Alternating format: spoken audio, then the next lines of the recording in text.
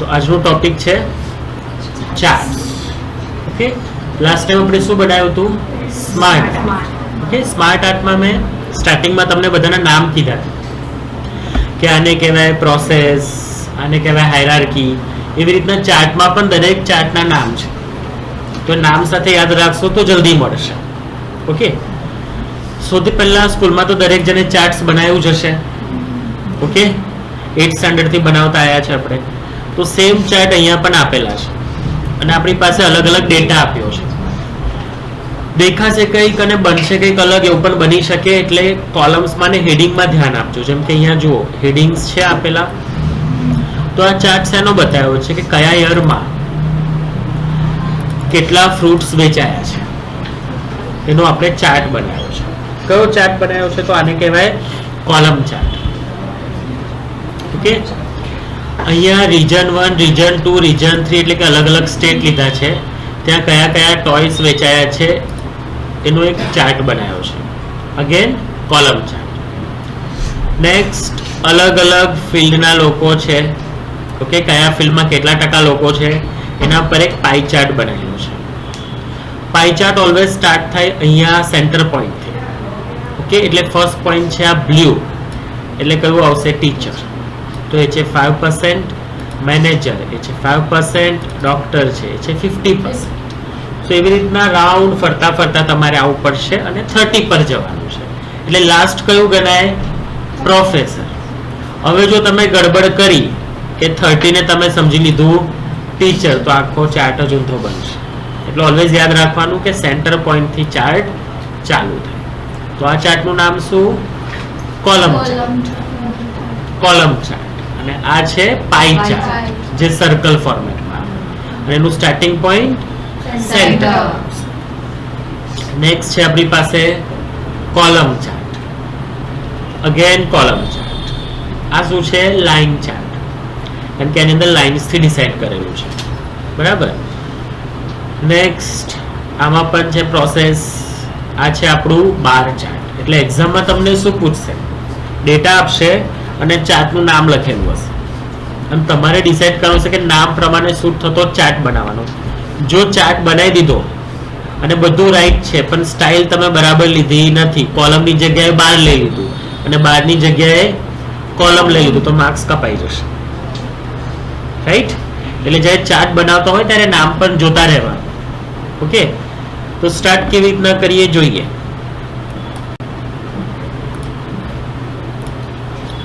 સૌથી પહેલા blank document લઈ લઈએ. આપણે જવાનું છે ઇન્સર્ટ. જે લાસ્ટ ટાઈમ આપણે જોયું હતું સ્માર્ટ આર્ટ, એની જ બાજુમાં તમને મળી જશે ચાર્ટ. ચાર્ટ પર ક્લિક કરશો એટલે અહીંયા જો દરેક ચાર્ટના નામ લખેલા છે: કોલમ, લાઈન, પાઈ અને બાર ચાર્ટ. હવે ડેટા તમે એ લઈ શકો છો જે પેમ્પલેટમાં છે. ચાર્ટની સ્ટાઇલ પણ સેમ લઈ શકો છો, પણ એમાં પણ મલ્ટિપલ ઓપ્શન છે. કે કોલમ ચાર્ટ આવી ગયો, જુઓ છે ને સેમ નામ, એમાં મળી ગયો આપણો ચાર્ટ. નીચે જુઓ બાર ચાર્ટ છે, એમાં પણ અવેલેબલ છે. પાઈ ચાર્ટ છે, એમાં 3D અને 2D બંને છે. તો દરેક ચાર્ટ સ્ટાઇલમાં 2D અને 3D બે ઓપ્શન્સ રહેશે. બરાબર? તમે તમારા પ્રમાણે જે ગમે એ સ્ટાઇલ બનાવી શકો છો. સેમ એવી રીતના લાઈનમાં પણ જુઓ 2D અને 3D. પાઈમાં પણ 2D અને 3D આપેલું છે. ક્લિયર? તો હવે આપણે કયો ચાર્ટ બનાવવાનો છે? Column chart. કોલમમાં 2D અને ઓકે કરી દો. જેવું ઓકે કરીશ એટલે ઓટોમેટિક એક્સેલ નું ફોર્મેટ આવી જશે. કશું એક્સ્ટ્રા કોઈ બટન ક્લિક કરવાનું નથી. શું કરવાનું? ખાલી ઓકે. જો ઓટોમેટિક ચાર્ટ આવી ગયો અને એક્સેલ ની શીટ આવી ગઈ. ગ્રીન કલરમાં દેખાય એક્સેલ છે અને બ્લુ કલરમાં દેખાય તમારું વર્ડ છે. આના પછી નેક્સ્ટ સોફ્ટવેર આપણું એક્સેલ જ આવશે. ત્યાં ડિટેલમાં શીખીશું આપણે એક્સેલ. અત્યારે ઓટોમેટિક એક્સેલ આવી જશે. હવે આને સાઈડમાં ઓપન રાખો અને નીચે ક્લિક કરો. અહીંયા વર્ડમાં ક્લિક કરીને અહીંયા જુઓ શું લખેલું છે? કેટેગરી 1, કેટેગરી 2, કેટેગરી 3 અને કેટેગરી 4. એના નીચે લખ્યું છે સિરીઝ 1, સિરીઝ 2, સિરીઝ 3, જ્યાં બ્લુ, ઓરેન્જ અને ગ્રે કલર આપેલો છે. તો આપણે બ્લુ કલર જે છે એ શેને રિપ્રેઝેન્ટ કરે છે? તો એક્સરસાઇઝમાં ચેક કરો.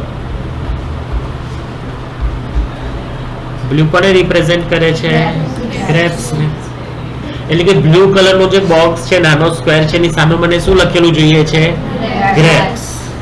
તો આપણા ચાર્ટમાં જો બ્લુ ની સામે શું લખેલું છે? સિરીઝ 1. તો જે એક્સેલ ની શીટ ઓપન થઈ એમાં સિરીઝ 1 ક્યાં લખેલું છે શોધવાનું. એટલે સિરીઝ 1 માં મારે ગ્રેપ્સ લખવું છે, તો અહીંયાથી સિરીઝ 1 શોધો. મળી ગયું? આ રહ્યું. ત્યાં તમારે લખી દેવાનું ગ્રેપ્સ. ખાલી લખીને એન્ટર આપવાનું, એટલે નીચે અહીંયા ધ્યાન આપજો, ઓટોમેટિક ગ્રેપ્સ આવી જશે. આવી ગયું? એટલે ત્યાં ક્લિક કરીને ટાઈપ નથી કરવાનું, ઉપર લખો, નીચે ઓટોમેટિક આવતું જશે. નેક્સ્ટ સિરીઝ 2 લખેલું છે, ત્યાં આપણને શું જોઈએ છે? એપલ. અને એના બાજુમાં બનાના. આપણે અહીંયા લખીએ પલ્સ, એની બાજુમાં બનાના. ક્લિયર? હવે જો હું એન્ટર આપીશ, નીચે 3 ઓપ્શન રેડી થઈ ગયા. ઓકે, હવે આવી જઈએ કેટેગરી 1, 2, 3 અને 4 પર.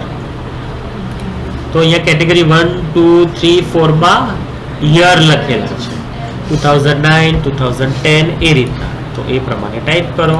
અહીંયા ધ્યાન આપજો, ચેન્જ થતું જશે. અહીંયા હું લખીશું 2009, 2010, 2011, 2012 છે ને, ઓટોમેટિક ટાઈપ થઈ ગયું. હવે ત્યાં તમારે મેચ કરવાનું, કે આ રીતના લખતા નહીં જવાનું, ત્યાં ટેબલ એ પ્રમાણે છે, એટલે એક એક મેચ કરવું પડશે. કે 2009 માં ગ્રેપ્સ કેટલું છે? 4.3. 2009 માં ગ્રેપ્સ અહીંયા ટાઈપ કરવાનું. ઓકે, કેટલા છે? 4.3. આવી ગયું. પછી ગ્રેપ્સ 2010 માં કેટલા છે? તો ચેક કરો. ગ્રેપ્સ 2010 માં 2.5 છે. એટલે અહીંયા તમને દેખાય છે હોરિઝોન્ટલ, પણ તમારે વર્ડમાં શું લખવાનું છે? વર્ટિકલ. સમજી ગયા કેવી રીતના શોધવાનું છે? એક એક યરનું ચેક કરતા જવાનું અને અહીંયા લખતા જવાનું છે. ક્લિયર? આઈડિયા આવી ગયો? હવે ફોર એક્ઝામ્પલ ભૂલથી મારાથી અહીંયાથી કેન્સલ થઈ ગયું, લખવાનું રહી ગયું, અને આ કેન્સલ થયું, ચાર્ટ આવી ગયો. પાછો ડેટા જોઈતો હોય તો અહીંયા ચાર્ટ ટૂલ દેખાતું નથી, કારણ કે આપણે બહાર ક્લિક કરેલું છે. તો ચાર્ટની ઉપર ક્લિક કરો, ચાર્ટ ટૂલ આવી ગયું. એમાં ચાર્ટ ડિઝાઇન છે. ફોર્મેટ ટૂલ આપણે શેપમાં ઓલરેડી શીખી ચૂક્યા છે, એટલે ટૂલ આપણે ફરીથી રિપીટ કરવાની જરૂર નથી. આપણે જવાનું છે ચાર્ટ ડિઝાઇનમાં, જે ન્યૂ છે. એમાં જો અહીંયા લખ્યું છે એડિટ ડેટા. એડિટ ડેટા પર ક્લિક કરશો, એક્સેલની શીટ પાછી આવી જશે. એમાં તમારે જે પણ ચેન્જીસ કરવા હોય કરી શકો છો, અને કેન્સલ કરશો એટલે બહાર આવી જશે. ક્લિયર છે? ઓકે. હવે અહીંયા જો આપણે એક્સરસાઇઝમાં નીચે ટેબલ છે, દેખાય છે? એવું સેમ આપણે અહીંયા જોઈએ છે. તો ચાર્ટ ડિઝાઇનમાં અહીંયા ચાર્ટ સ્ટાઇલ આપેલી છે, જુઓ. અને અહીંયા છે ચાર્ટનું લેઆઉટ, એટલે ચાર્ટ જોવું કેવી રીતના છે, અને અહીંયા કલર થશે. તો ચાર્ટ લેઆઉટમાં જો ક્વિક લેઆઉટ આપેલું છે.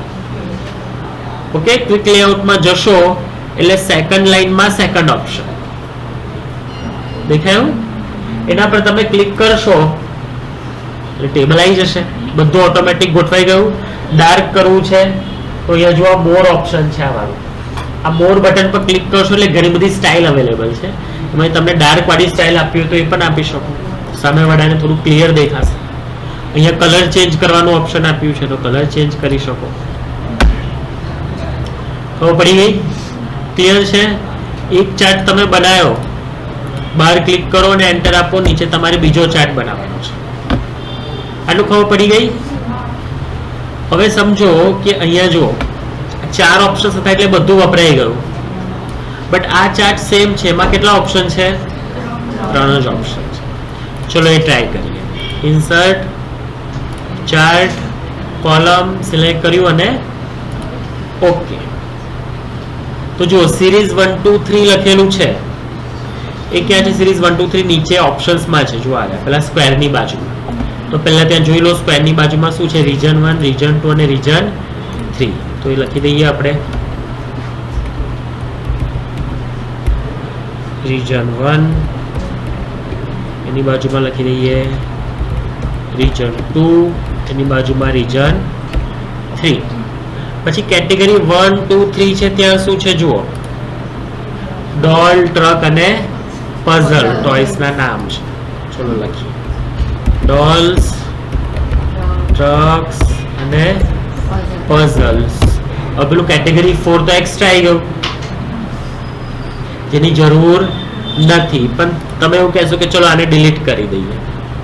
તો જે કેટેગરી 4 દેખાય છે એમાં 3 લાઈનો છે, તો અહીંયા ટચ થઈને આવે છે આ ચાર્ટ. જુઓ દેખાય છે આ બોર્ડર ને. તો જો હું ડિલીટ કરીશ ને આને તો ગેપ આટલી મોટી દેખાશે, તો એ સારું ના લાગે. જુઓ જેમ કે આ કેટેગરી 4 હું ડિલીટ કરું છું તો ગેપ તો રહી ગઈ. તો એકચ્યુઅલી ડિલીટ કરવાથી કશું નહીં થાય. તો તમારે ધ્યાન આપવાનું કે અહીંયા એક પોઈન્ટ્સ દેખાય છે, જો 5 ની નીચે કોર્નરમાં દેખાયો પોઈન્ટ્સ, એ પોઈન્ટ્સ પર એક્ઝેક્ટ માઉસ લઈ જશો એટલે આ રીતના ડબલ એરો આવશે. જુઓ દેખાયો ડબલ એરો? એ ક્લિક કરીને તમે ઉપર ખેંચશો એટલે આ જે બોર્ડર છે ને એ બોર્ડરને બહાર કાઢવાની છે. એટલે અહીંયા અંદર ક્લિક કરું, આ જો આ ચાર્ટ સિલેક્ટ કર્યો મેં, બોર્ડરને ઉપર લઈ દીધું તો ગેપ ઓછી થઈ ગઈ. અને પાછું એવી રીતના તમારે રીજન 3 પણ બહાર કાઢી નાખવું છે, તો એ પોઈન્ટ્સને તમે બહાર કાઢીશું. ગેપ થઈ ગયું, 2 જ રહ્યા. પાછું એડ કરવું છે, પોઈન્ટ્સ પકડો, ડબલ એરો આવવો જોઈએ. આ રીતના આવશે, પ્લસ અને એરો જો આવે, આ જે સિમ્બોલ્સ દેખાય છે, હવે એ તમે જો કાઢશો અહીંયાથી જો તો બધું બગડી જશે, આવું થઈ જશે. એટલે ધ્યાન રહે કે વ્યવસ્થિત ડોટ પકડવાનું છે. તો મેં એને પકડીને પાછું રીજન 3 એડ કરી લઈશું. બરાબર?